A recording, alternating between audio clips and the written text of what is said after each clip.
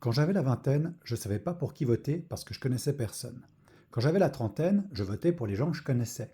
Et maintenant que j'ai la quarantaine, je sais de nouveau pas pour qui voter parce que je connais tout le monde. Voilà, pour les élections, tous les citoyens de la commune ont reçu leur matériel de vote. Alors voilà comment ça se passe. Il faut ouvrir délicatement à l'arrière de l'enveloppe, là où c'est marqué tirer ici, parce qu'on va récupérer l'enveloppe pour ensuite pouvoir l'envoyer. Matériel de vote.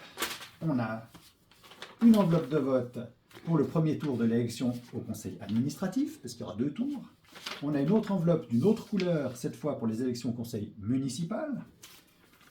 On a ici le fascicule des listes pour les élections au conseil municipal. Donc chaque parti qui est inscrit et qui a le droit d'être élu pour cette élection présente sa liste. Donc la liste numéro 1 UDC, la liste numéro 2 PLR, la liste numéro 3 Les Verts, la liste numéro 4 le MCG, la 5 Union Populaire, la 6 Parti Socialiste et la 7 Centre et Verts Libéraux. Et voilà, là c'est les bulletins compacts pour tous les partis. Donc une des solutions, c'est de détacher la feuille du parti de son choix pour la glisser dans l'enveloppe. Et une autre solution, qui est à la limite plus habituelle, enfin plus courante, ça dépend de comment les gens votent, c'est de la liste nominative. Donc sur cette liste, on remplit les noms des candidats qu'on connaît en général, et puis qu'on a envie de soutenir. Et du coup, on peut rajouter aussi ici le numéro de la liste, ce qui fait que ça va faire 100 voix pour la liste et ça va faire 1 voix pour le candidat. Et on peut éventuellement rajouter ici le nom de la liste, ça revient à peu près au même. Donc voilà, ça c'est une façon de voter. Une fois qu'on a son bulletin, on le met dans la bonne enveloppe.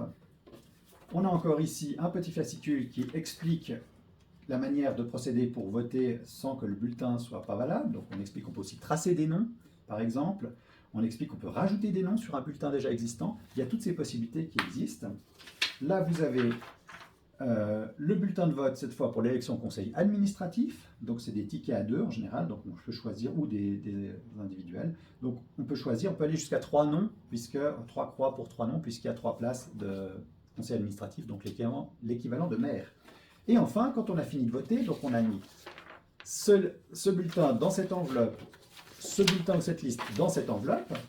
On prend les 2 enveloppes, on les met dans l'enveloppe principale, on va retourner. Ensuite, il ne faut pas se tromper de côté, parce que sinon ça revient à l'envoyeur, c'est un peu pas terrible. Là-dessus, il faut encore signer, mettre le jour, la date et le mois de naissance, avec l'année.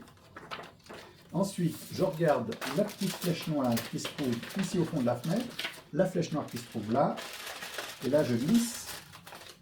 Après, je peux enlever la bande autocollante, je referme, et je vais mettre ça à la boîte, et là ça arrive normalement au service des votations, et mon vote est normalement enregistré, comptabilisé et censé être valable.